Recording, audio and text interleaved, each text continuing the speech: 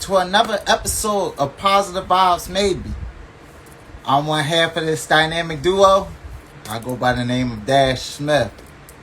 Tonight, we talking dating misconceptions. So for episode 180, we are 20 away from our 200th episode. Holla at us. Yes. So tonight's topic is going to be dating misconceptions. Let me post this up. And to anyone that's entering the room, how are you doing? What's the vibes?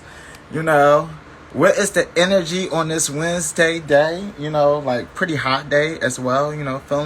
Feeling mad summer-ish, which I'm loving. I'm really loving it. Definitely loving how the ladies are busting out in the sundresses, making everything just so much more enjoyable. Just in the streets. Like nothing beats a nice eye candy just to roll up on, and just view, just helps the day go a whole lot smoother. So what's up to everybody that's entering the room, So like I said, tonight's topic is dating misconceptions. And I actually got to thank this in part to the podcast, I think it's called the Hardy Brothers. I believe that's the name of them. But they did an interview recently with this, it's hard to, I guess she's a social media activist. Her name is Six The Goddis. And she had a couple things that, like stirred up a couple of our viewers, that just, made the DMs a little interesting. So we asked for one of our favorites, that African butterfly, to join us so we can unpack today's topic. So, before we get too far into all that, let me just send out a few invitations to a few more people that I feel like may enjoy tonight's conversation. Also, shout out to the Golden State Warriors. Quick little sports take while I got the chance. I feel like we about to wrap that up tomorrow, and they gonna cash me out. I got a nice little wager on that. And also, before we invite everybody to the party, Fly 'em Out smoothies are available. You can pick them up, or you can get them delivered to you. So we got a whole lot of fruits and toppings to choose from. Some of your favorites like mangoes, pineapples, spinach, strawberries, blueberries, blackberries, cranberries, cherries. So definitely tap into the kitchen, look at the menu. It's on Fly 'em Out Catering IG page. Just tap over or just hop on my page and you'll be able to see them from there as well. But definitely something that's enjoyable and affordable for the wallet. So tap in, and definitely, shop black. So, okay, everybody looks like they're ready to jump up in this conversation. I'm about to bring in the African butterfly. We can actually, start this conversation up until Jeide arrive, and then once the big fella get here, we'll continue to see more. Hey, how you doing today? Good. How's it going? I'm good. A little tired, but it's definitely enjoyable. Definitely been a smooth day overall.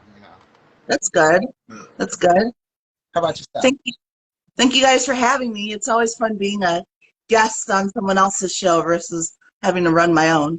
Well, thank you for joining us. You also gotta fill me in on how to add you at the end. So is it like as soon as the video is over, I click on the button to Yeah.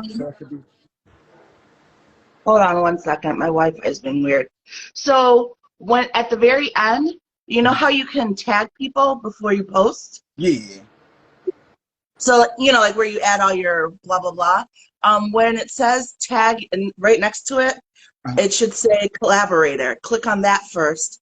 Add me as a collaborator, and then it'll show on both pages. All right. Yeah. So just click tag people, then I'll open up, and then there'll be tag or collaborate. Click collaborate. Okay. Simple enough. Sounds simple enough. You'll figure it out. I have faith in you. Oh yeah, like it's always the technology. It's always that little. Don't want to mess it up at first, but then once you get used to it, be like, Yeah. So, well, you want to start unpacking this topic, and then when Jeide hops on, he just joins in where we're at? Sure, I'm good with that.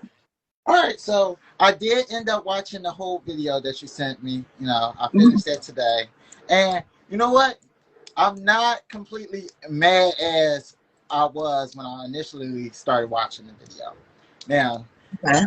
both sides said some problematic things that I didn't agree with, but towards the end, there were a lot of things that I like. I don't want to say agree, but like we was on the same page. Like I understood where they was coming from, so I could understand the perspective, like or the way they were tackling their their train of thought. Yeah, I mean, very rarely is someone like completely wrong all the time. I mean, even a broke clock is right twice a day. So, it would make sense that there would be maybe some things in there that that would still resonate with you. So That what's up, African Zip? Hey, butterfly, what's going on? what's up, Jeide? How you living? I'm cool, yo. How you doing, Dash? What's going on with you? I'm good. I'm good. Hold on. I think my audio is a little low because you sound mad low. Do I sound low too to you, that I mean, I African can hear butterfly? you clearly. You just sound low. Yeah, That's all. a little bit, but I can But hear. you good. Yeah. Hold on, let me see something. Let me see. Maybe I need to maybe I need to bring this up a little closer or something like this. How about now? Do I still sound low?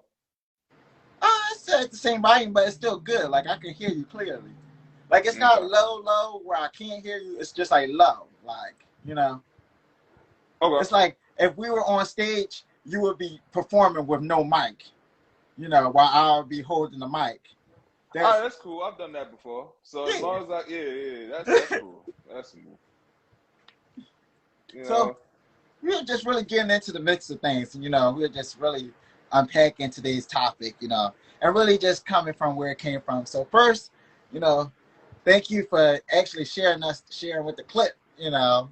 To start today's topic, and that led to us watching the video and using this as a whole concept as for tonight's topic. To get the misconceptions of dating out the way, so we can have more of an understanding between the male and the female genders. Uh, Yeah. Honestly, what both sexes are looking for. You know, so as I was listening to that video from Six The Goddis, and I believe they were the Hardy Boys. I'm gonna keep Oh saying they was the Hardy God, Boys. it's hardly initiated, bro. We gotta Oh, do Hardy better with initiated. yeah, we gotta do better with this because we gonna fuck around and have somebody on our ass, and I ain't for the shits.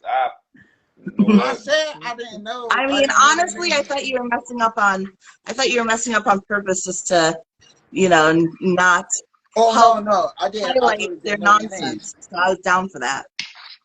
Oh no, I really just didn't know their name. Like this was my first time actually like watching them for a full. Like I seen clips before, but I never knew who they were. Like or really cared too much to tap in to get an idea of who they were.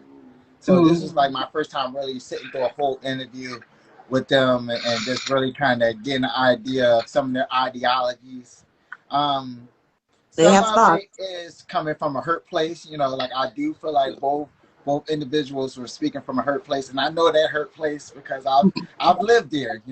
Like so I recognized it when I heard it because like even some of their stances, it was just like you know that could go both ways, or like that really depends, like on a lot of factors. Like so, I'm gonna actually just start off things kicking off with her question, since that was originally the topic that got things in going. And I'm gonna ask you both there. I want to kind of get y'all perspective on it from y'all narratives, though. So the question is, do you think in 2022 it's easier for a woman to find a good eligible man than it is for a man to find a good eligible woman?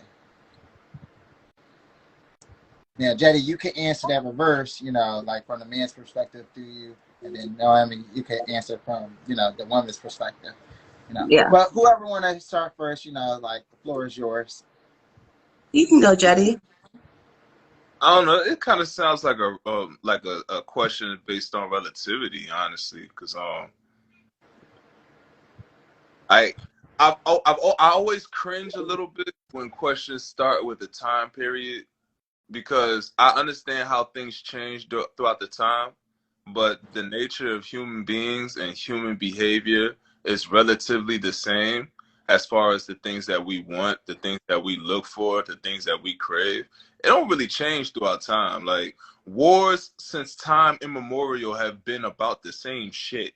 The things that sustain us as far as human beings, as far as the things that we eat that can keep us alive, they've relatively been the same shit. You know what I'm saying? There ain't too much that's been changing throughout the years. So I, you know, the question is pretty relative to me, but I don't know if it's easier. You know what I mean? I don't know if I would say it would be easier. I feel like, you know, if you do your due diligence, it's possible. You know what I mean? I feel that right now where we are, it is far too many resources and avenues for us to make things happen for us to ever be on some type time where we bitching and complaining about the shit that we can't get, including being able to find connections.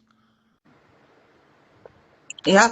I will piggyback off of that because I do think that, you're right that at its core, I don't think what we want in finding people has really changed that much over time. But where time comes into it is like when you think of like all the apps available to us and social media being available to us. So I don't think that in one way, it's easier to find people because you have a plethora of them available to you and at hand. But then in the other way, if you want to break it down to quality people, which, by the way, a pet peeve of mine with like these podcasts and things is like the gross generalization that everybody wants the same thing. Like everybody considers the same thing being a quality person. Everyone considers the same thing as far as looks, and it's vastly different. Like we can all just speak to our individual preferences, which might be very different from someone else's.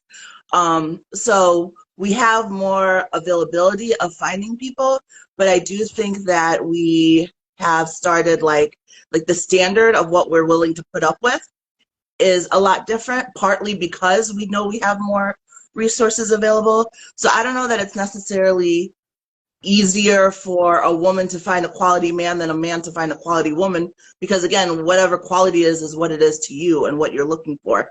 Both are actually quite difficult. It just depends on what you're looking for.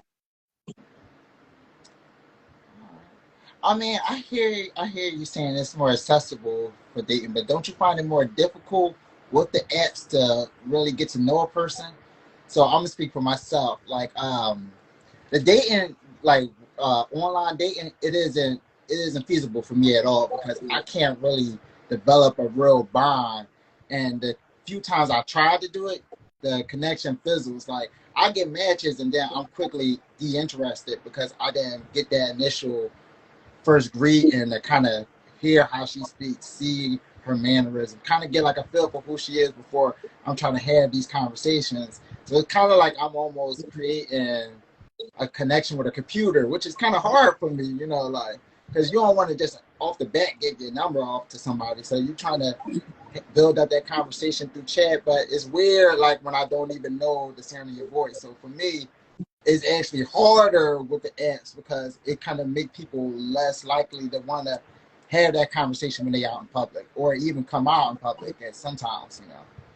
Can I ask you some questions? Yeah. So like when you swipe or when you're on the app, like how many like on average would you say like how many people would you start like conversations with versus like how many people does it transition into like really where you're talking for days and like truly in the talking phase? I probably would chat with like maybe like 4 to 5 people, like just like little like back and forth, like maybe like what's good with you, like little pleasantries here and there. But like probably like in depth, maybe like 2, like if that, like, and that's really like a hard. 2 is a lot for me because like it takes a lot to kind of get that ball rolling. Because like I'm I'm I'm hard to impress because like is I'm not really interested in what you have to offer unless I really see it like in live action or really have like a real feel for it. Like it's Okay. easier for me to connect with somebody I meet at the bookstore or at the basketball game because I already know we got a common interest. Like we're already somewhere I enjoy.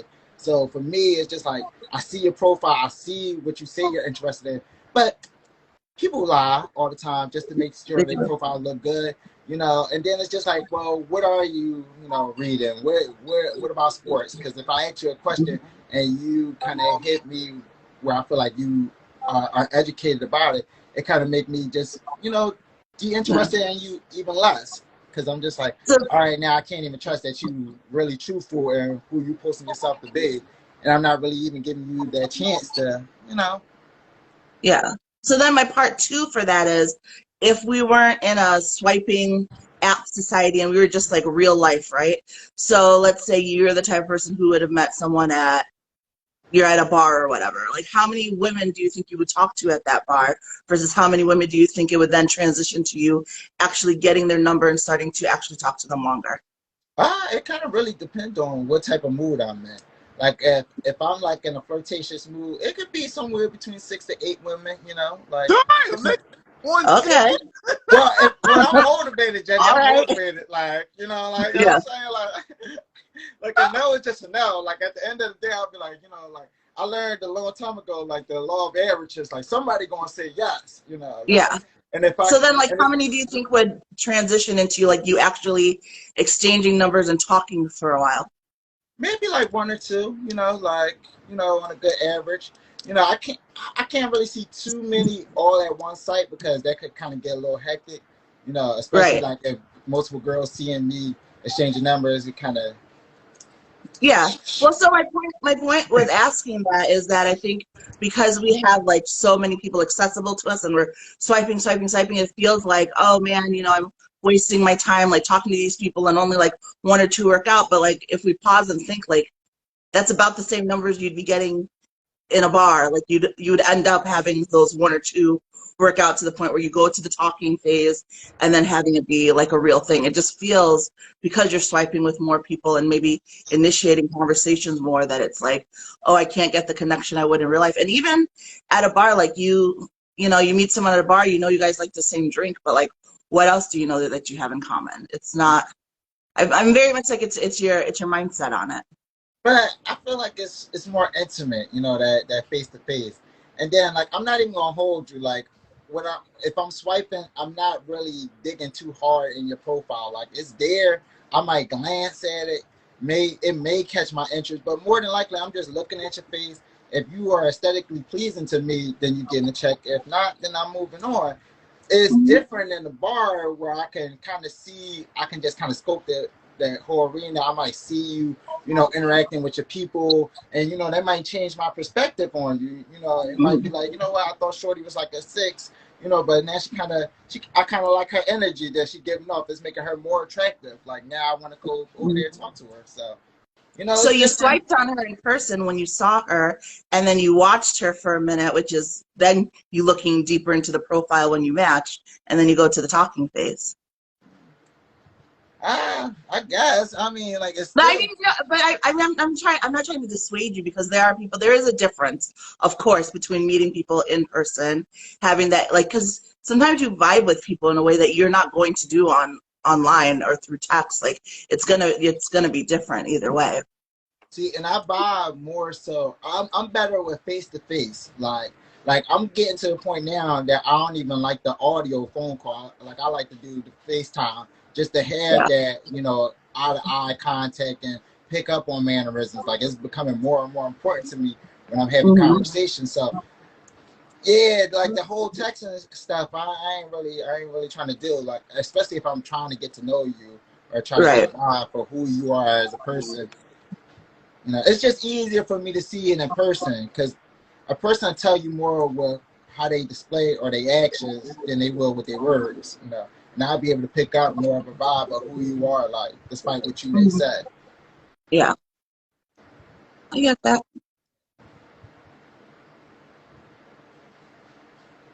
You want to go to the next one?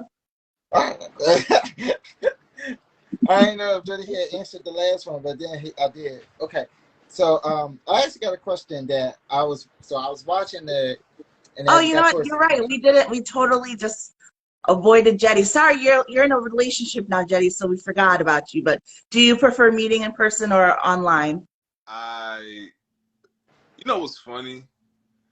as far as dating, I don't think I ever did the online thing. Like, I'm really old school like that. Like, um, it would be the school setting, like, you know what I mean? I knew you from class, or it would be from networking, you know what I mean? Being out, you know what I mean? Doing whatever I was doing art wise, music wise, you know what I'm saying? But, you know, a lot to Dash's point, I need to be able to see you in your environment, or in whatever environment you may physically be within. You know what I mean?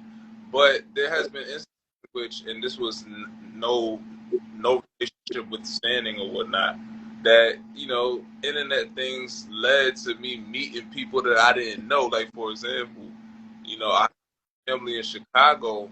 I met them. I went to Chicago based upon me knowing them from a rap forum website. So we would Oh, rap cool. online, like, over this 15 years now. And, you know, they sent the address and whatnot, like, yo, come through.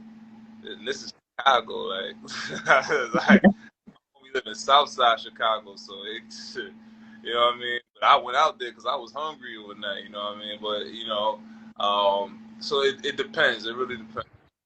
Because, like, even online, there is a higher chance, I suppose, of people lying because you're not really getting a chance to hear their voices, that and the third.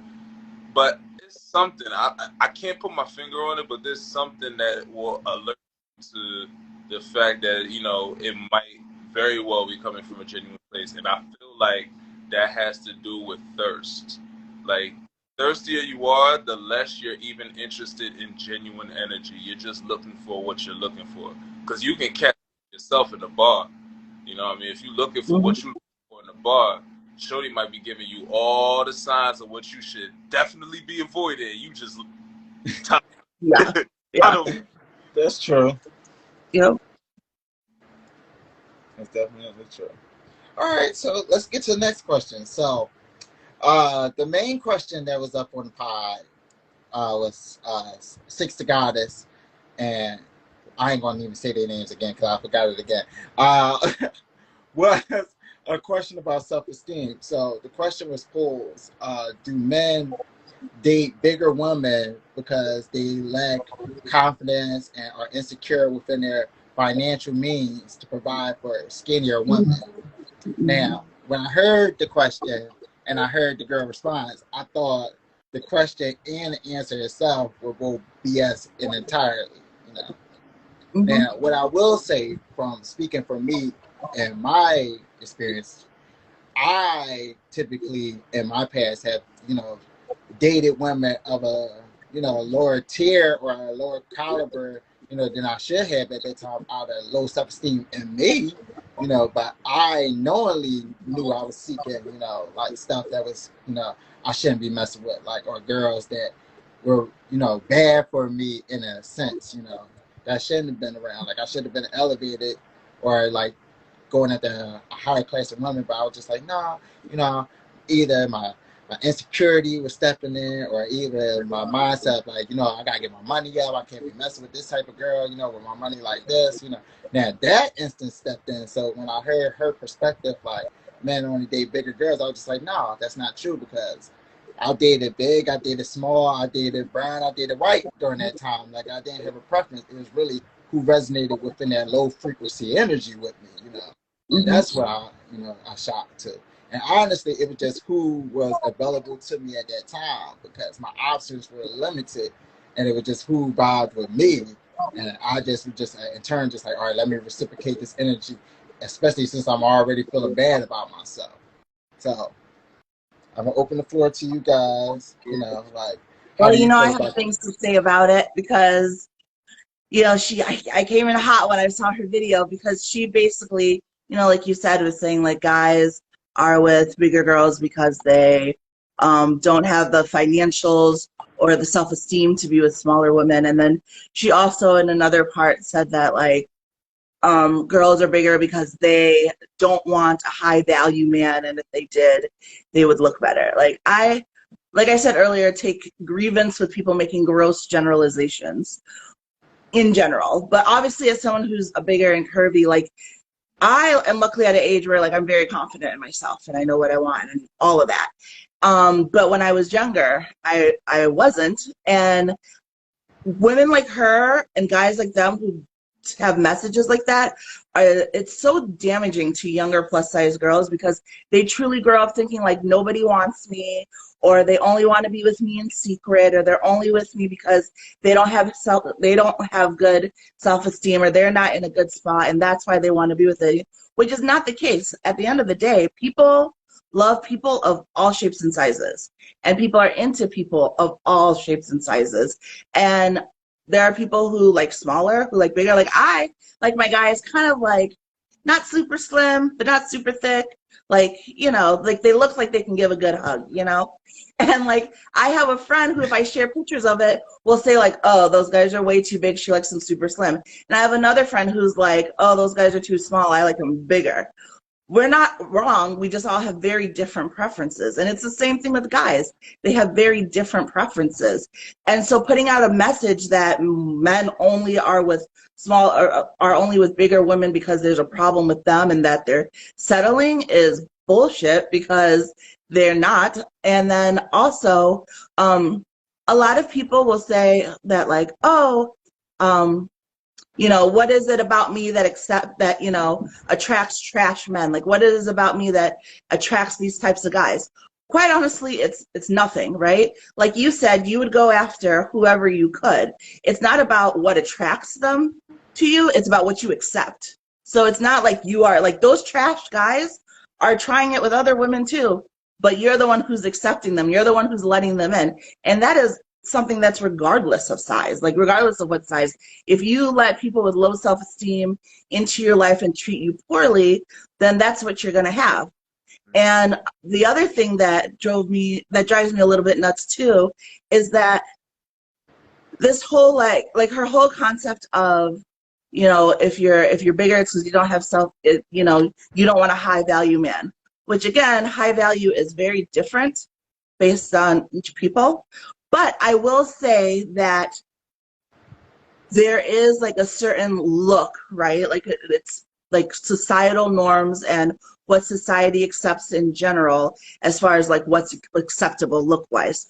So if you do want to be in a certain tier in life, you're most likely going to date a certain person who looks a certain way. Like that's just, it is what it is. However, that doesn't always mean that that's what they want. And that's why so many guys cheat. Like they give into what society says that they should have. Yeah, Eurocentric. They give into what society says that they should have. And then on the DL, they're with girls that they actually want to be with. And that's why I'm a huge proponent of self-love, because like, do you know how annoying it is if you try to like change who you are to fit the mold of what this person wants, and like you're their arm candy, but then behind closed doors they're with who they really want? Like there's no specific type of like size or look or money wise. So like the guys that are attracted to bigger people, like I've never had issues with guys. Like my whole, like even back when I didn't think I was cute, I didn't have problems with guys. Even though now I look at pictures and I was like, oh, duh, they were hitting on me. I was so cute. But like, you know, even like back in high school, but I was like the secret girlfriend or the secret fling for a lot of people. And for me, it was just like, oh, you know, it was either because I was bigger or because I was black. And like that definitely affected my self-esteem, that I allowed that to happen. But I also now can recognize that they were guys who weren't confident in being out loud about what they really wanted. So they were with me in private. But that doesn't mean that I don't want a high value guy, or that high value guys don't want bigger women. They're usually the types that will have trophy wives and then date who they really want on the side or on the back end. So you can't really like put one thing on there. And I just get really annoyed when people like her speak, because I know what younger women, and honestly even some older women who aren't there yet, who haven't gotten to that place of self-esteem, they hear that and they think that, oh, that's why they want me, when that's not the case at all. Yeah, I want to elaborate off of those points, Neymade, but I gotta open up a window for this sage. I'll be right back.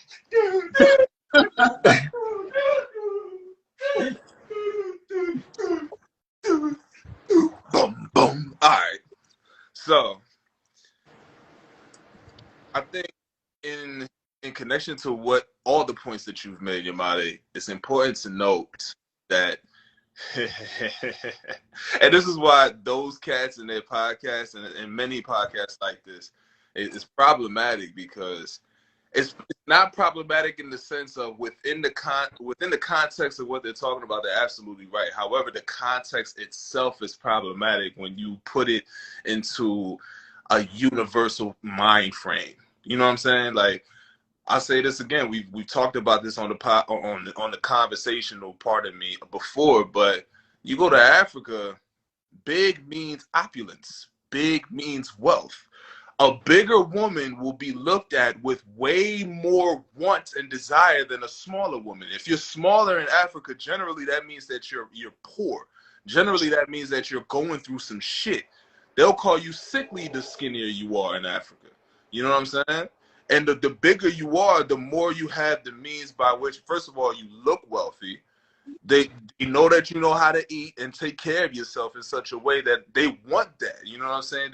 They want to be able to look at you in a sense where they know, like, it's certain things that are integral in terms of how an African man looks at a bigger woman, as far as like childbearing, as far as like motherly, as far as womanly, and how a woman looks at wealth and looks at abundance, you know what I'm saying? Literal abundance to, you know what I mean, their size and things. There's a lot of things that go into it. However, you go to America, most Americans' mind frames are so egotistic when it comes to this. They once again use the term, Neymade, trophy wife. You know what I'm saying? What do you use a trophy for? A trophy is to show off that you've won something, but there's no substance in the trophy at all. So yeah, you go to these you go to these rooms, you go to these dinners, you go to these places, wherever, you show this person off, but that's it. That's the end of the substance. You just have enough to show this person off. So, you know, like, when they say high value and these qualities, this and that and third, and it's just like, when they say it's something so stupid as, yeah, a bigger woman like doesn't want a quality man because if they did, they would lose weight. Well, what if that person had like a thyroid problem? You know what I'm saying? Like, what if that person has something beyond their control? Then what are you trying to say? You know what I'm saying? Like, these people, they don't really think. They just be speaking out of a sense of, like you said, Dash, hurt. They're speaking out of a place that hurt. Because if you... it's all from hurt. Huh? I said it's all from hurt. It's all. I think she especially was coming from a place of hurt. Like, some bigger girl took her man and she does not let it go. Because she reminds me of those people, like, when you ask a guy what their preference is, and they start with, like, well, I don't like dark women because, like, nobody asked you that. So, like, when someone asks you, you know, certain things, and your thing is like, well, this is why people don't like big women, like, someone took your man and you're very sad about that. And, like, you're speaking from a place of hurt and anger. And I'm sorry, but let it go. You know, let it go. And I'm going to keep it 100. One more thing to add to that, and this is the reason why I respect what they do. Once again, what they're saying within the context of being in this country in a certain mind frame, they are right. However, the context itself is problematic in a universal sense. Yeah. I know they have some truths blended in with some lies. Yeah. I don't trust women that say pause. I don't trust women that say pause. Let me be the one that fucking document this shit right now. If we're having a fucking conversation and some wild shit comes out of a woman's mouth that could be translated as gay, and it's just talk, and then they say pause because they're trying to placate to a man's ego, that's weird as fuck to me. Why the fuck are you saying pause and you're a woman? First of all, this shit came from men who, however they felt about the shit that flew out of their mouth, they had to try to justify themselves amongst other motherfuckers, so they would say no homo or pause. But you're a woman. This ain't got shit to do with you. What the fuck are you pausing? Like, cut this shit out. So when that shit happened in there, that's when I hit you, and I was just like, bro, I got like maybe 10 more minutes. I'm not. Like, yeah. Stupid, you know what I mean? Yeah. And I mean, she just gives very pick-me drive. And even then, I hesitate to even list it as that because, like, different strokes for different folks. Like, I can speak to my preferences and what I want and what I think, without having to put down what other people want. Like if you want to be that type of person, or if your definition of high value, and Betty Boop, I loved your point in there about not putting that value or that wording with people, but like if that's what you're into, that's fine. I don't need to put down your preferences to explain my preferences. And I hate the people who feel like they have to do that. Like stand on your own with what you want. Yeah, I feel like that's part of like podcasting nowadays. Like you gotta get the illicit take, you know, like you can't just state what your preference is. You gotta make it such a big fuzz that it's gotta be debatable, it's gotta be argumentative. Because like I said, outside of those initial like moments, clips of her, like the rest of the interview, like she was making sense where I could understand her ideology or why she got to where she got to, you know, like I could follow her trajectory. Because there is there are women who think similar to her, and the mindset that she was telling me of the women that I'm assuming her to be based off what she was spewing on there, I've dated and I've come across before, so I understood to a certain extent like why she thought this way or why she might have had this certain feels. And it was even an instance where she was referring to like just kind of dimming her light to an extent, you know, just so like the man's ego could be higher. Like, and I've had conversations where well, I've been in situations before, and I'm gonna use myself as a real example, where I've been a little insecure because my lady made more money than me, you know. That it was an issue at one point where she kind of kept like how much she made and actually kind of started to lower her lifestyle living so I can feel like, you know, like more of a man and I can like really afford to like do certain things for her. But like that was something like she did like unknowingly for me, and like after we separated, I seen, you know, because I was able to see like, you know, what she was really holding back. But like when she was pointing that out in her interview, Six The Goddis I'm speaking about, it brought to me like, okay, yeah, this is a mindset that women go through, you know.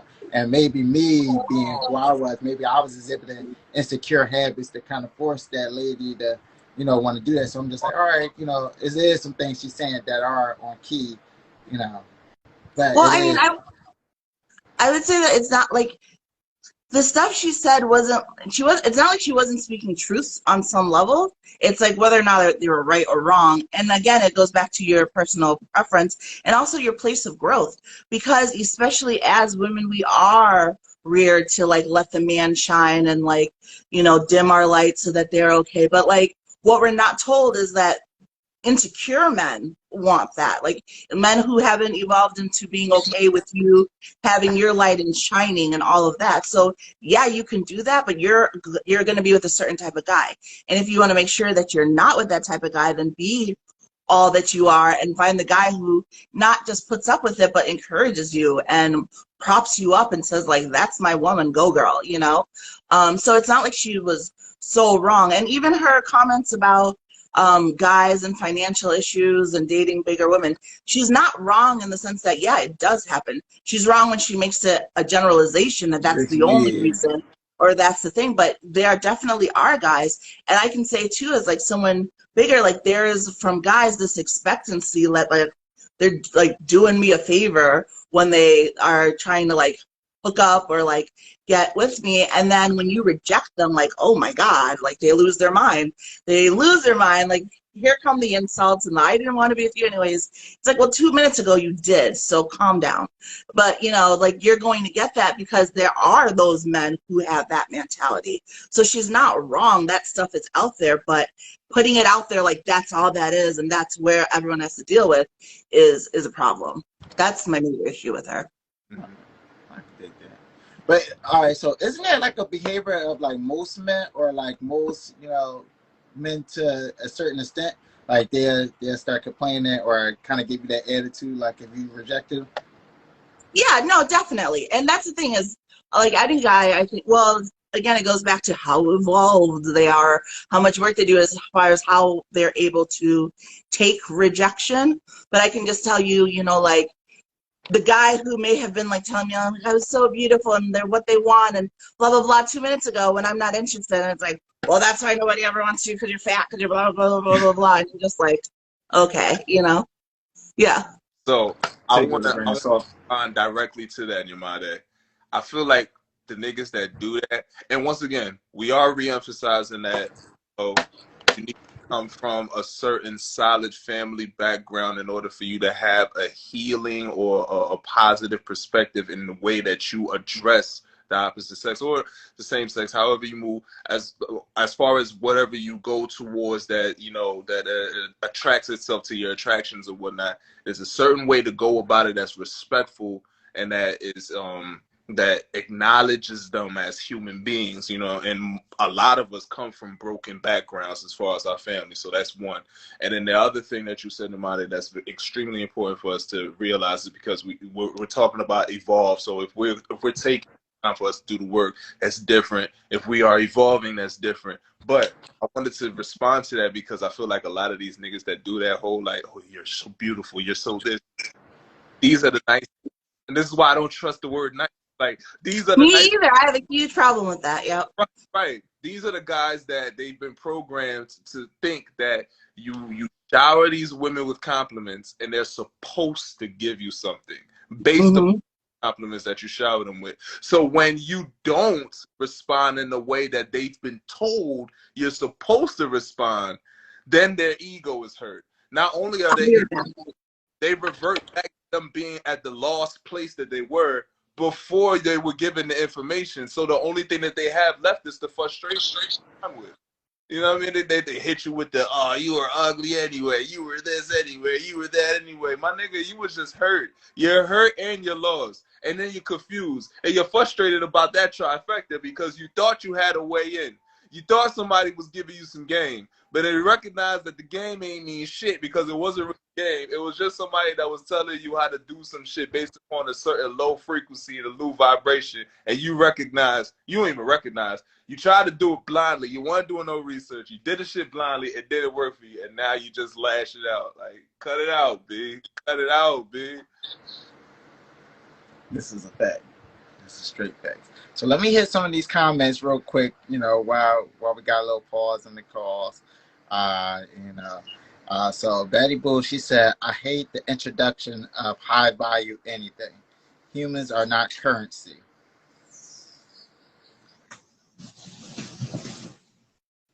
Hold on.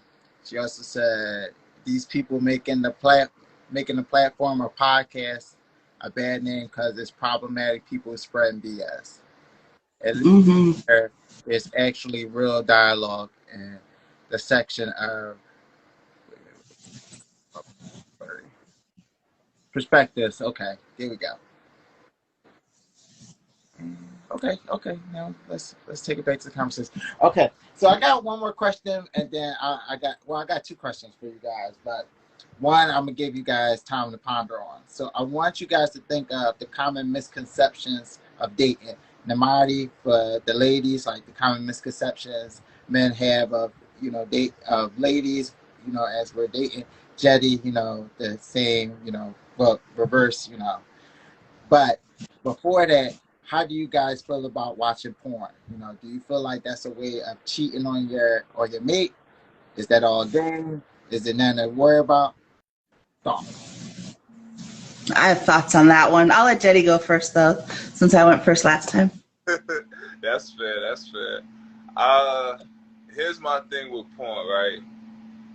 I going either which way. I can see the arguments, for it being cheating, and I can see the arguments for it cheating. However, I look at energetic strictly. So, like, what do they look for when they watch porn? They look for a certain type of release. So, if you're with somebody that because that's a strong one, and if it's not, death do us part, there's really little space for supposed to, so let's just say you're dating, they can be a source a source of that release and relief. One has to question, well, if you're with someone that can be the source of relief and release, why do I have this other aspect of relief and release that dance in the same, they dance in the same field? I mean, because it's not like we're talking about video games and sex. They too, they have different chemical reactions and ways to spike, you know what I mean? But they're not in the same field, you know what I mean? We're not talking about sugar and sex. They both have different chemical reactions and they both spike certain things in the mind in the same field. We're talking about sex and sex. Like, we're talking about two people holding hands and they twinning. They the twins from The Shining. You know what I'm saying? Like, we talk about the stand. So one has to just, that's the only thing that I would say. And then once again, I see arguments from either side, but my thing is, if we're talking about watching porn for release, if you're just watching porn for watching porn's sake, I can't really say nothing about that. When I was watching porn heavy, I was watching it for release, because that was what I was watching porn for. Like, you know what I'm saying? But you know what I mean? If you're with somebody that can contribute to that release, and she asks for a release from you as well, and you have this, you know what I mean? All right, let me interject real quick. That's fair. Do you think one person can satisfy all your sexual needs, or like, do you feel like a person can still be faithful in this situation, but just it just be something that he just aroused by out of porn? Like, maybe it's something that your mate just is uncomfortable doing, so this is my way of still getting what I need, but without creeping. I feel that if you're looking for what you need out of physical means by which you're chasing that high, there's something to look at in that. But yes, you can find someone to fulfill all your sexual needs. It doesn't mean you always will. But your audio going in and out for me. hold on. So, okay, I thought it was me. I thought it was my audio. My fault, y'all. So can denotes a possibility. Can denotes a possibility.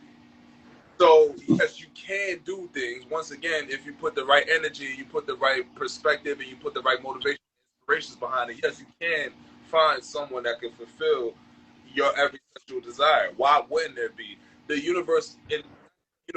world is so vast. Why wouldn't you find somebody that has those qualities and those capabilities? It wouldn't make sense, because that would be saying that in the history of history, there isn't somebody who's had these qualities, and people be going like that every day. Like, let's keep things. The world is vast. We talking from the scope of just the East Coast, let alone if we talking about the cities we're in. We're talking from a very small scope of things. You know what I'm saying? Yeah. But once again, can, yes, will. So Betty Boo actually dropped a good question here that I want both of y'all to answer as well. Can I answer her question because actually I was going to point to that within my answer. Oh, yes. Do you want to read her question first? So is masturbation cheating? Yeah.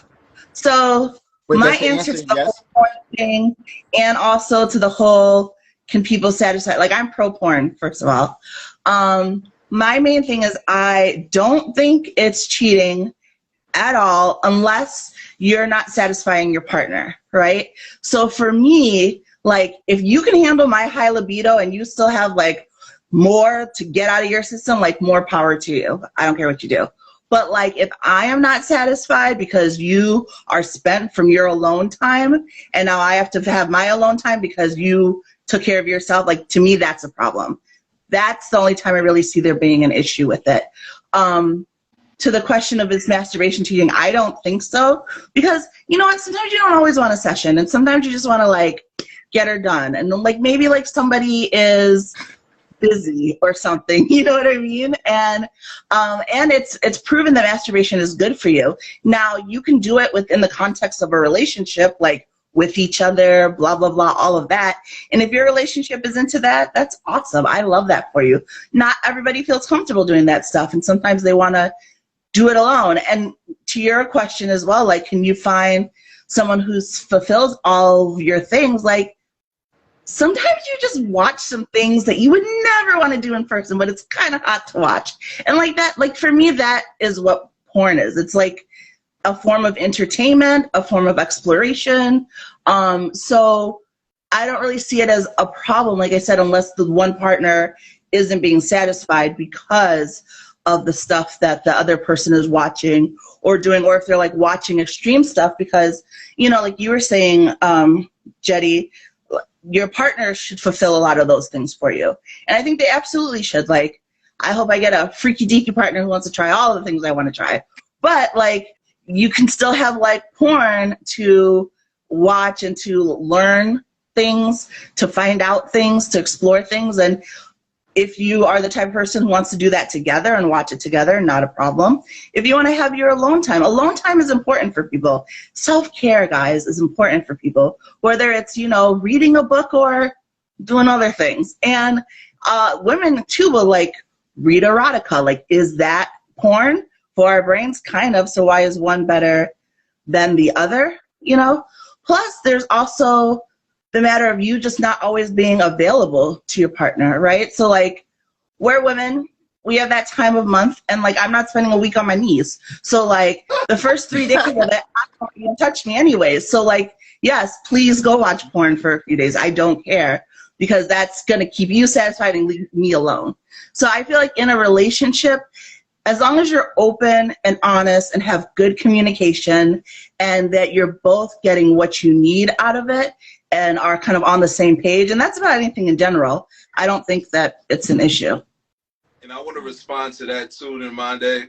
I want to take some of the elements of your response with the comment that Kitokik, pardon me if I slaughtered your name, pardon me, but he said, or she, I'm not sure of your gender, so pardon me once again on that. If it becomes an addiction, it is definitely a problem. So I want to go all the way left field with what I'm about to say as a response to Neymade and to this comment. You could be in a relationship, you know what I mean? Let's say that you masturbate to your partner's pictures, right? Let's just say that turned you on, let's just say, you know what I'm saying? And if it gets down to the get down and it's time for sex and you can't, there's no arousal, I feel like that's still cheating. Because now, like, you're taking all this energy for yourself. It's selfishness. That's cheating at the very basis is selfish as fuck. So let's just get that shit down. So if you could be masturbating to your partner, but if your partner wants to have sex and you ain't got no energy for it, you've been cheating on your partner. Because it's not like you've been exchanging this energy with your partner. You've been exchanging it with an intermediary. You've been exchanging it with a medium. You know what I'm saying? It wasn't with your partner. It was with a medium. That's valid. Just like Betty Blue said, that's a valid point. You know, I never really even thought about it like that. Like, I don't think I have done that, but I never really thought about it. That's why I say it was a wild point. I'm not saying that. No. I mean, I might have to an extent. Like, as I think about it more, like maybe like as a young boy, because you know how we told as young boys, you know, get that first jerk off, you know, bust a nut, then go see Shorty. Like, it's been a few times, like, I've done that, pulled up at Shorty's house, and the clip is empty, you know, and I'm thinking I'm ready to start shooting like I'm Rambo, and my shit is shooting blank. You mentioning that you were young, I would just like to get on my feminist soapbox for a minute, if you don't mind, which is that women are just as sexual as men, and women go through that period of puberty just like guys do, and it's very, very frustrating that we live in a society that's like, oh yeah, guys are so horny and they jerk off, blah blah blah, but like, if you're a girl and you're younger and you express it, it's like, oh, she's fast, oh, she's gonna be a loose woman. It's like, no, we have raging hormones too. Like, we aren't told like that it's acceptable to masturbate, and we aren't told that it's acceptable to think those things, and we're told that it's bad and it's awful, and then we are raised feeling such like guilt and shame about sex and sex exploration, whereas as guys are raised to like sow their wild oats. And I say it all the time, like, when you guys send men into the wild to like do what they want, like, who do you think they're hooking up with? Like, it's not a bunch of widows out there. Like, they're finding girls, and then the end of the exchange is the guy feeling great and the girl feeling horrible, or the end of the exchange is the guy feeling like, oh, it's all good, but now she's used goods. Used goods from your dick? Like, what does that say about you? You know, like, hello. I like So that. my soapbox is just that. I like that. I was Like, it's okay when we talk about it for like women and men, and it's just is always frustrating that it's been acceptable for guys to explore that side of it, but if a woman does, it's like, ooh, scandalous. no, I like That's where I might be I'm sorry. ignorant to things, because I thought we were transitioning to a space where it was more acceptable for women. Like at It's least getting like there. when I see it, it's just like women are more liberated than ever. Like I hear more women saying, "Look, I love it. I just fuck boy, you know, this, that, and the third," or like just putting it out on Front Street, and you just kind of gotta accept it as a man, you know. Like I can't tell you, like it's been a few times where I kind of stopped talking to some women because they kind of, you know, scared me off by the number account, like or how liberated they were. Well, are you still asking for body count in 2022? Not really, but if it come up in conversation, it come up in conversation. Like it's not Yeah. something that I'm like necessarily looking for, because I kind of feel like when you start doing that, you start pitting in your idea, you know, all the way she was already had. All that can do is just play mind tricks on you, you know, make you insecure about shit you don't need to be insecure about. You know, what was done before me can just stay right there, right before me. Yep. You know, but like if it come up in conversation, because you know, naturally, when you get to know somebody, they start to become, you know, revealing of certain things they went through. You know, maybe when you're talking sexually, fantasies and past, you know, situations pop up. You know, and you discuss. You leave it at that. You know, listen to it. You know, but It falls off after a couple it do years, give yeah. you an idea of, you know, where somebody is at now. You know, like. Yeah. Like sexual wise, I kind of let you know, like, and I do kind of like that because it kind of give me an idea of like an idea of where the sexual experience can go. You know, like if you tell me, you know, your sexual experience been loved, I kind of got like an idea in my mind. You know, I might have to like teach her or guide her into what I like, and in the process, had to spend more time figuring out what she like, because she might not know what she like. You know, as opposed to a woman who's, you know, pretty sexually active, she already knows what she likes. So I know, like, pretty early on in the mix, like, either she's going to enjoy it or she's going to let me know, like, this not hitting. And, you know, either I'm going to get my shit together or I'm going to get off of her. Like, What if she has a low number because she only hooks up when she's in serious relationships, but she's still a freaky deaky person? Like, number doesn't necessarily...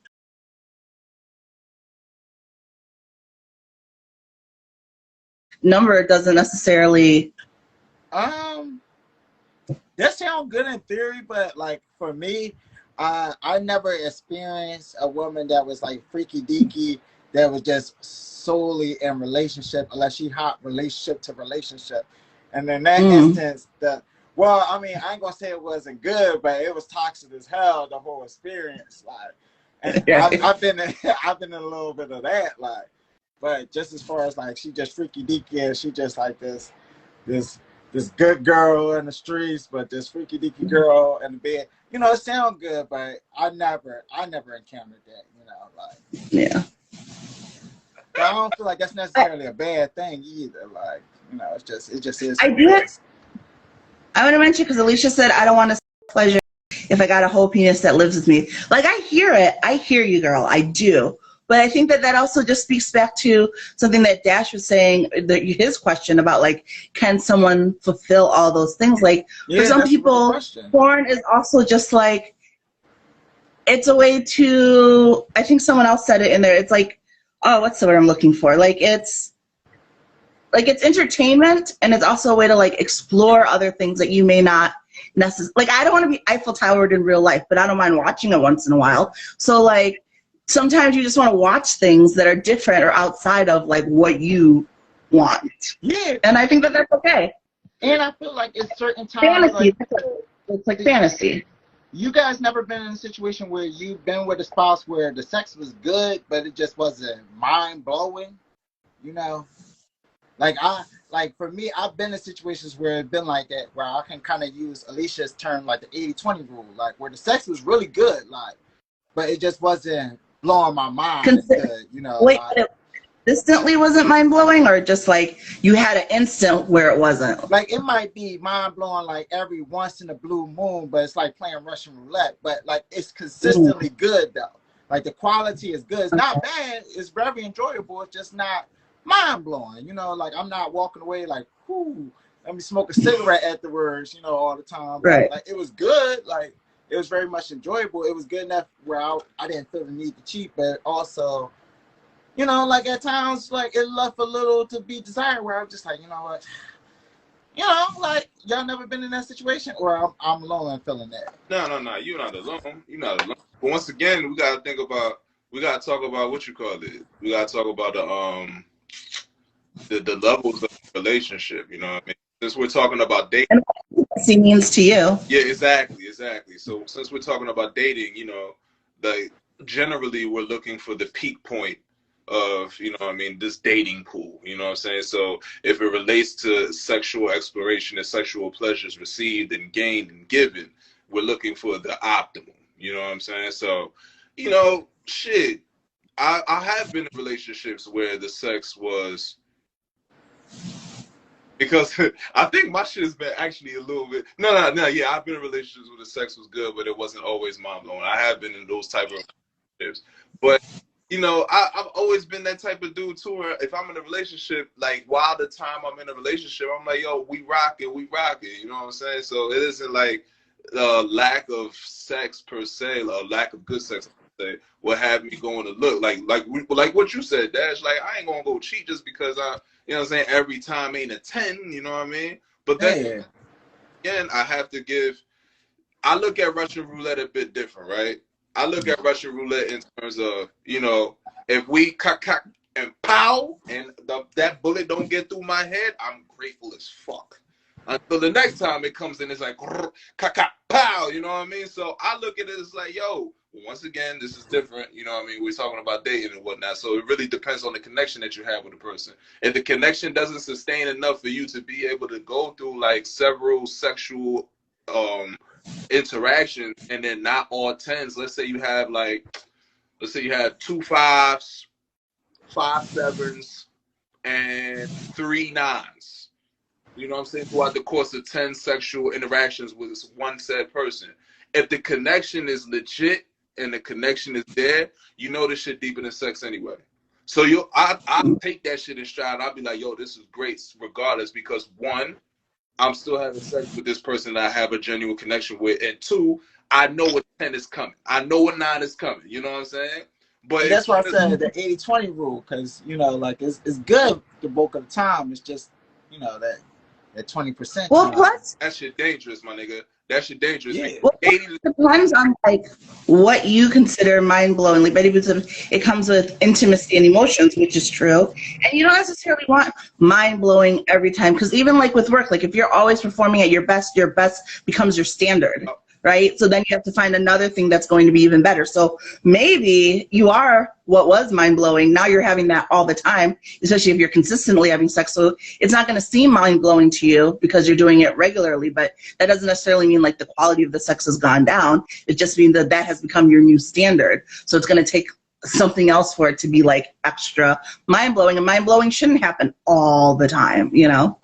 But if it's like consistently really good, then snaps to you, especially not inconsistently.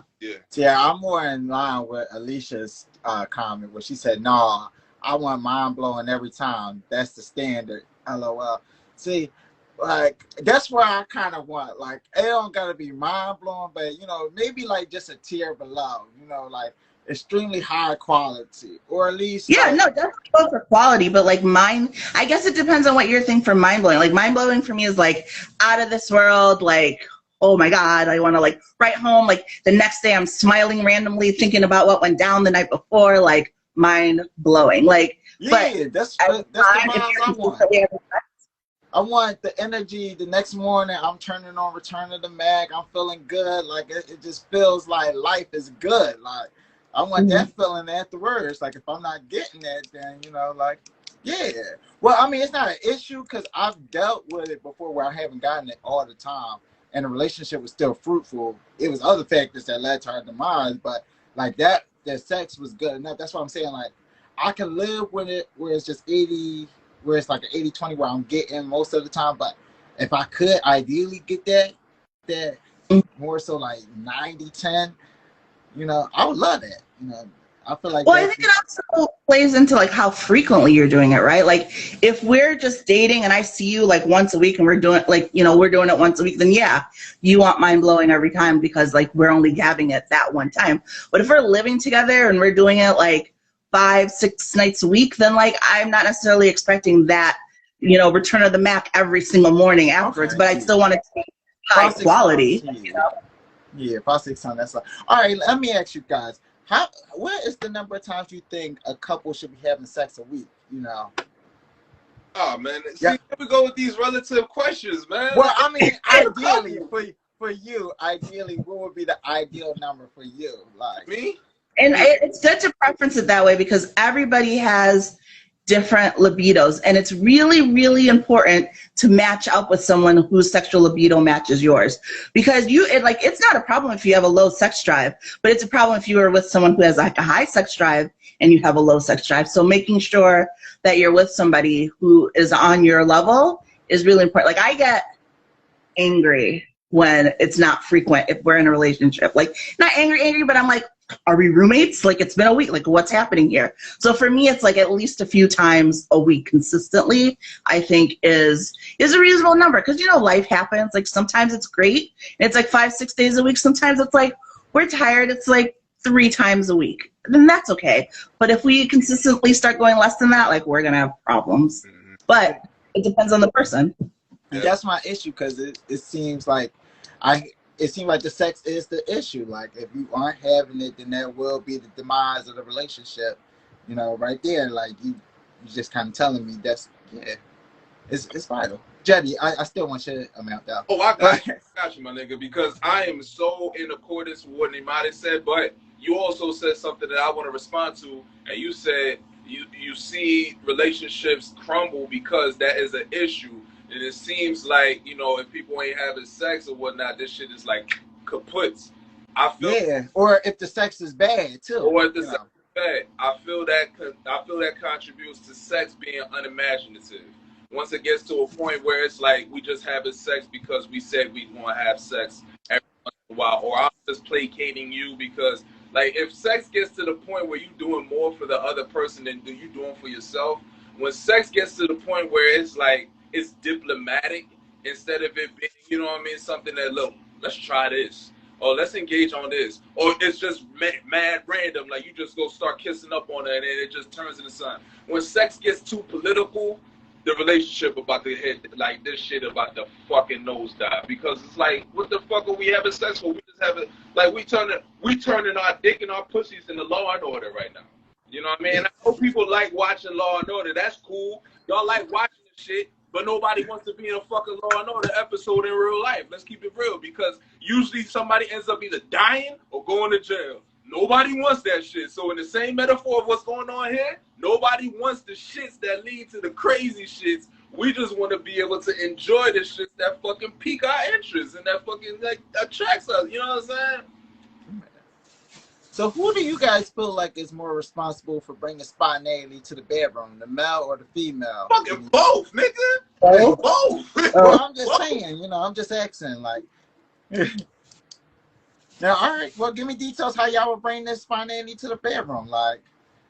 I think it's a matter of A, both, and B, like, being open, right? Knowing that you're with someone who is open to spontaneity or exploring, and that you can be like, hey, babe, let's try this. Or like, I could send like a video and be like, later, let's try this. You know, like, or like, hey, I heard about this. Like, I think it's important to, again, it's all about matching sex drive, because maybe you have a low sex drive and you don't want to do any of that shit. And that's fine. Just be with someone who also doesn't want to do any of that stuff. Like, you can't be like, oh, Alicia's in here, like, I need 5 nights a week. Like, you can't take someone who's fine doing it like once in a while and put them with someone who wants to do it 5 nights a week. Like, that's going to be a problem. And like, not that sex is the beginning and end of a relationship, but it is a love language and it is a form of intimacy. Like, if I'm in a relationship and we don't have that intimacy part of it, then that's a missing part of the relationship for me, as far as like us being like a couple versus us being friends. So I think that it's just more important that you're with someone who's open to exploring, if you're an explorative person who wants to like go out and do things, if that's what you're on. It's just communication. See, and that's why I disagree with you. I feel like, because of the reasons you just pointed out, if the sex drive is low on one end, the relationship is going to filter because of that said issue. Because, like, at some point, That's what I said. Yeah, I know. That's why I said I feel like, I thought you said like the relationship could still be, or maybe I misunderstood. No, you got to be on the same page, or you're gonna be unhappy. Yeah, and that's more where I'm in line with. You know, like if the sex drives don't even match, it's not even going to match relationship wise. Like at some point, the relationship just going to filter itself, or one is going to start resenting the other because needs aren't getting met. You know, and start seeking that in other sources.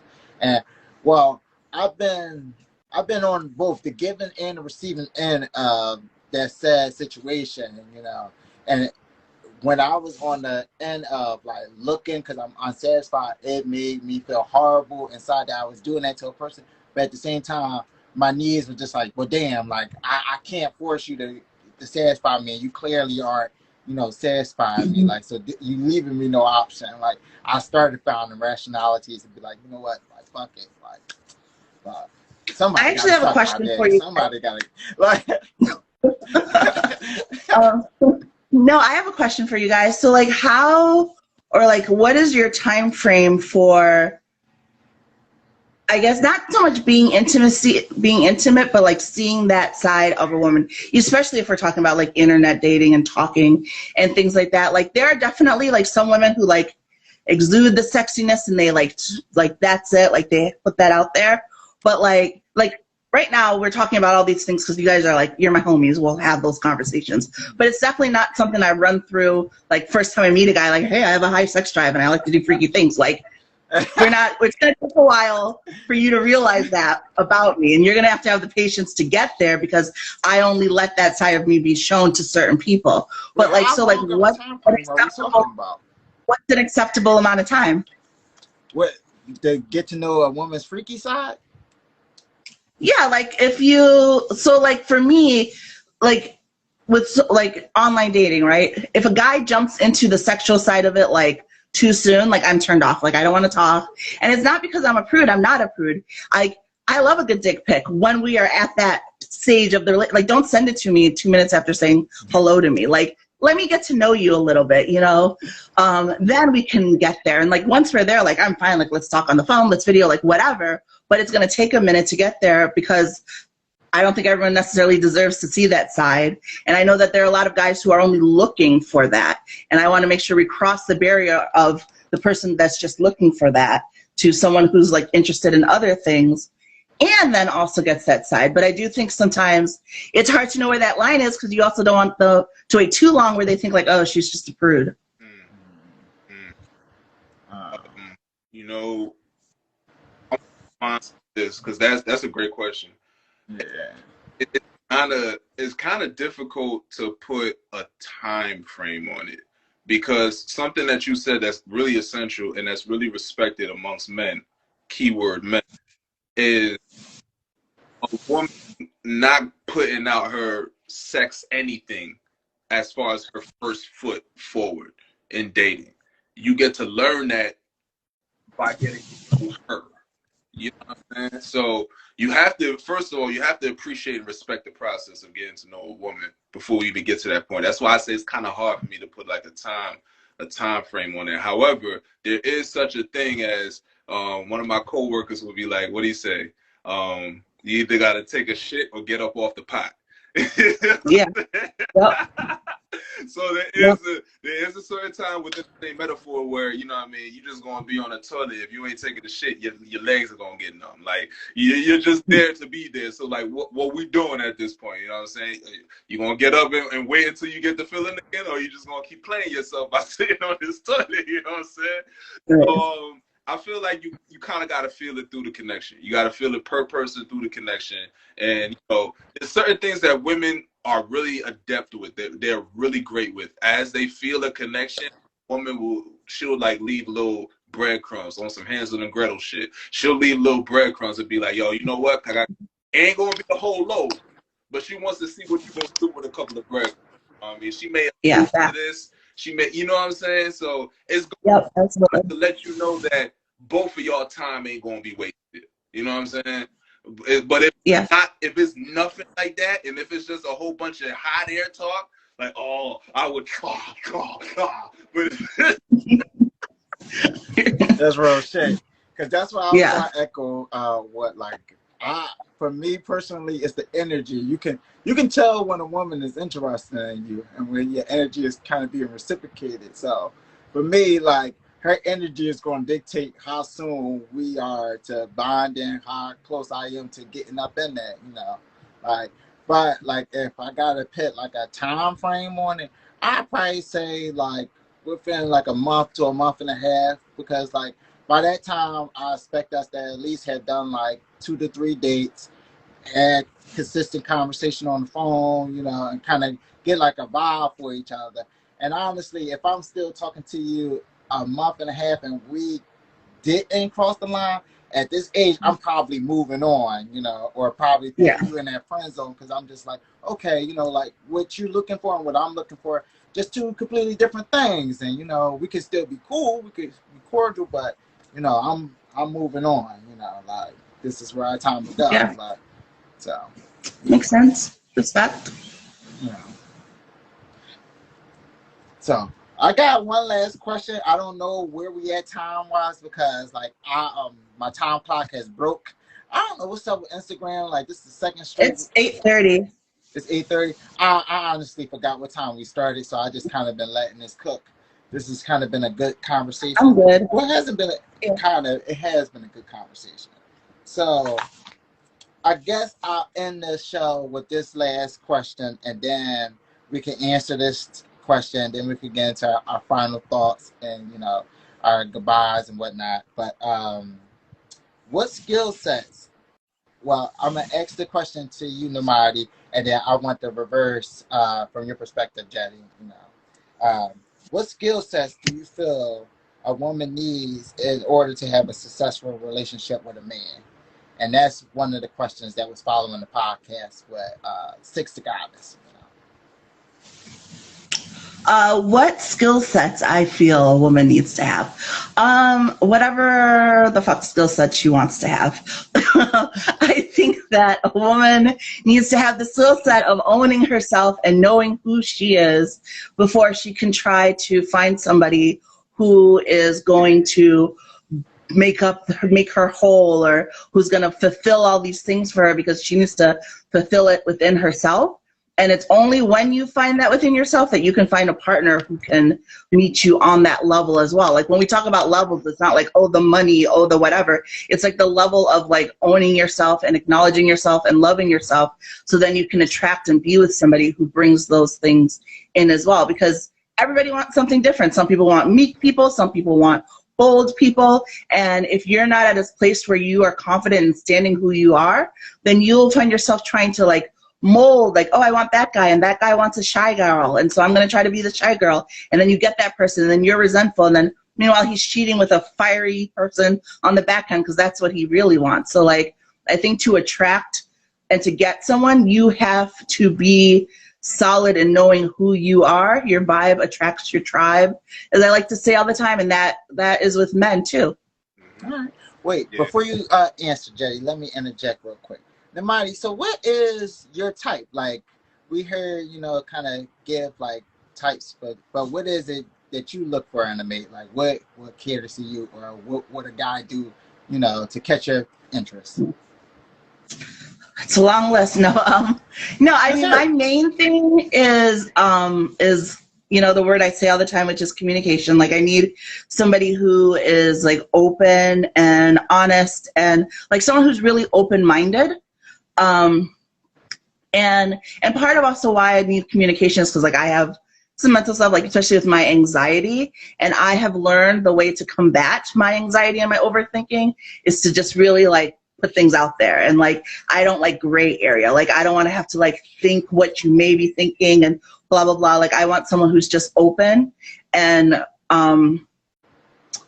I don't know, like for me, like someone who's smart, obviously, and funny, I have to laugh. Like it has to be someone who can make me laugh because that's just that. And like someone who can handle like my goofiness, because I, especially with like me putting stuff out here and like doing my interviews and things, like it can be perceived that I'm a certain way, but like I know what I really am, and I need someone who can handle both sides of me, like my serious side and my goofy side, my, you know, intellectual side and my dumb side. Like I don't know, Dash. I don't know what my type is. Like I do, but I don't. It is someone who is funny and who is smart and who is open-minded, who has good communication, and above all else is not judgmental. Like I need someone who is like me, who's sort of curious about the world and wants to learn things about people and doesn't feel like they have to be right all the time. And even when I say like smart, because there's a lot of people who will be like, oh, I'm a sapiosexual, which is fine, but then those people also tend to be like the most obnoxious, cocky people, and I can't stand that. Like, just be open to letting people be who they are. That's my type. I just want to add, sapiosexuals are usually like that because they're so fucking highly intellectual. They're masturbating with their brain. They're like, ha, ha, supercalifragilisticexpialidocious. Oh, yeah. But I mean, I get it because like even though I don't present with like that, oh, this is what I am, that is what I am. Like I get really interested in people, like if a guy is like talking about something like I don't know, like it's hot to me, or like if I'm learning something from you, like that is like so attractive to me. But not if you're doing it from like a condescending know-it-all viewpoint. Like if it's just like, hey, I'm really interested in this thing and I'm talking to you about it and I'm like, oh wow, you're making good points, like I'm learning from you, like I love, like that will attract me more than anything else. Alicia said I want the male version of myself, and I do, you know, I do. That's what I want. Wait, let me ask you guys one last question too, because it's kind of doubling off of something you said.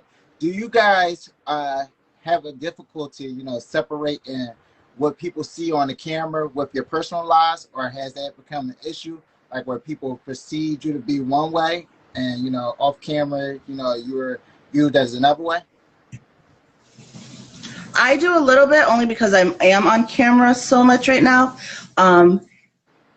It's the same way it's hard for me to answer the question of like what I want, is it's hard for me to answer the question of like my personality, because I am like talkative and I do like to do those things, but I also really like quiet. Like it's why I like living by myself, because like I can be on and we can have this great hour-and-a-half long conversation, but I don't want to say shit the rest of the night.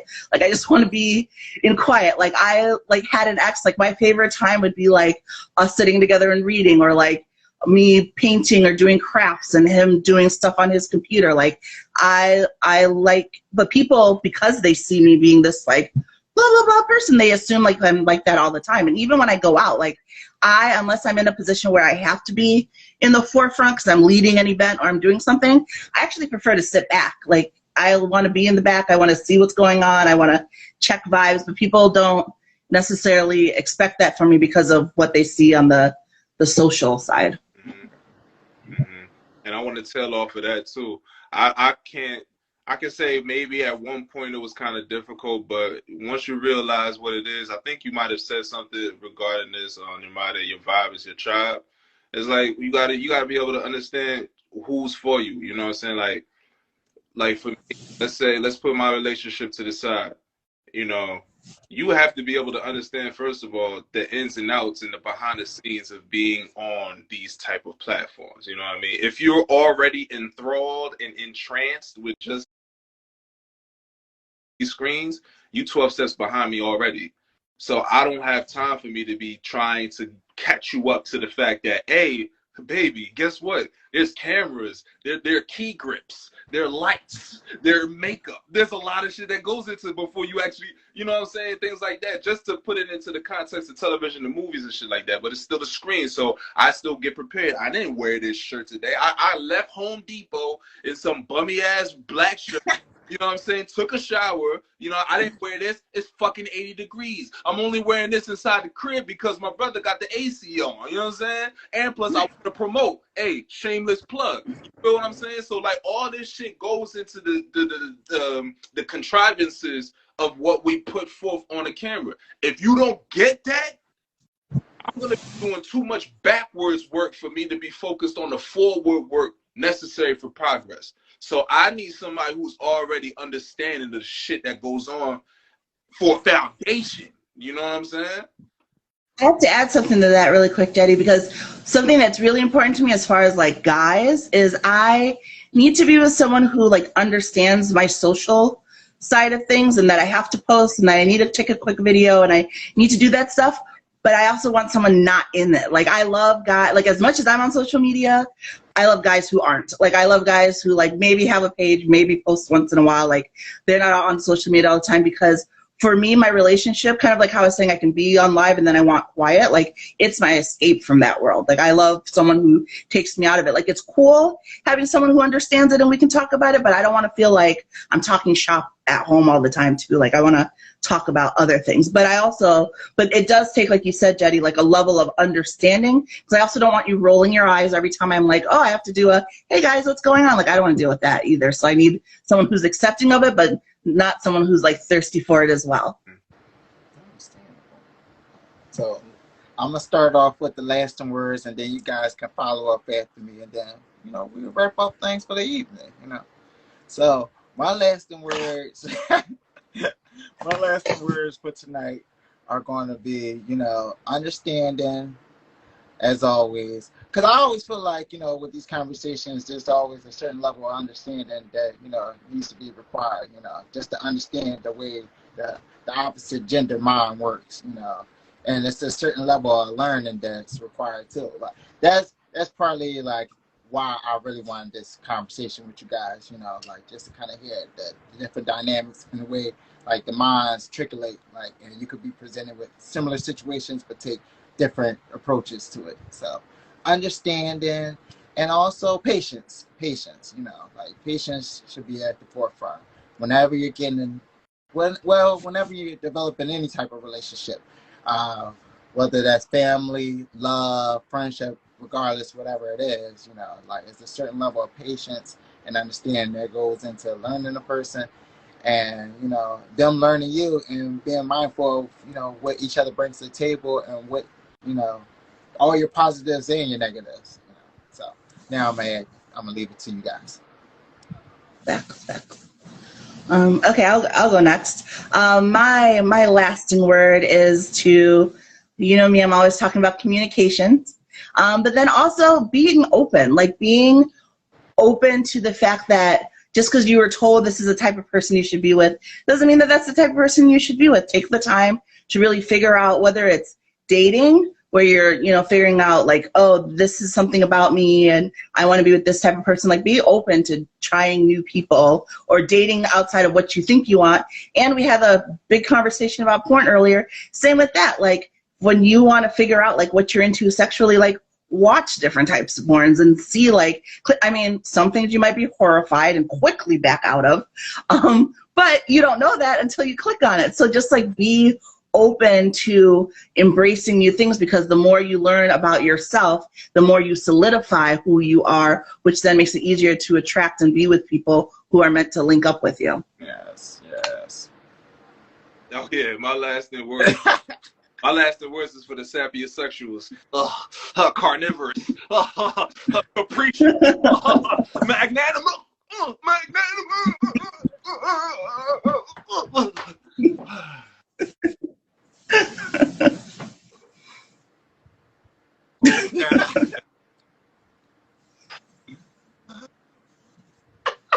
A mess. I'm ready to blow the cigarette too, right? So official thank you to Neymade for joining us. Thank you, great appreciation. I love chatting with you guys. Good times. We love you coming up here and chatting with us. Absolutely. The table is always welcome for you to pull up to at any time. Shout out to T-Shirt Mercenary as well, official sponsor for PVM. Make sure you guys jump in the DM for all your official PVM logo, like the shirts Jeide and I are wearing, or the hat that he is currently rocking as well. Also, subscribe to our YouTube channel at Positive Vibes Maybe. Last time I checked, subscribers were at 52 or 53. I forgot which number to be exact, but we see the number climbing, and we appreciate, thank you, I love you all for that. Also, fly them over, to fly them out catering, for your smoothies, fresh fruit. For anybody that's up in the Philadelphia, Jersey, or Delaware area, delivery is available, but also, you pay a fee with delivery, because gas not cheap. And, enjoy your vices, kick back, enjoy the rest of your night. AP, you'll get your smoothie when you come to town in Philadelphia. I'll see you this weekend. Everybody, enjoy your vices, kick back, lay back with your loved ones, sip a glass of wine, smoke a J, do what you do, and enjoy your Wednesday evening. Neymade, you got anything to plug before we get up out of here? Did what? You got anything you want to plug before we get up out of here? Oh. Well, yes, you can always follow me on my page. I do lives all the time. Right now it's Pride Month, so I've been having awesome conversations with people in the LGBTQAI plus community about different topics related to sexuality and also completely not related to it. And on Tuesdays, I talk about mental health. And also, I have a YouTube and podcast about Bravo, where I talk to other people about like life stuff through the lens of Bravo's shows. Ooh, okay. So just follow me. I can dig that. All right. So, guys, make sure you guys follow That African Butterfly on Instagram and stay updated on her lives. And to AP, yes, I'm delivering tomorrow. I just don't deliver on Wednesdays because of PVM, priorities. But, guys, thank you for tuning in to PVM. We'll see you all Sunday at 7 p.m. Eastern Standard Time. Until then. Bye.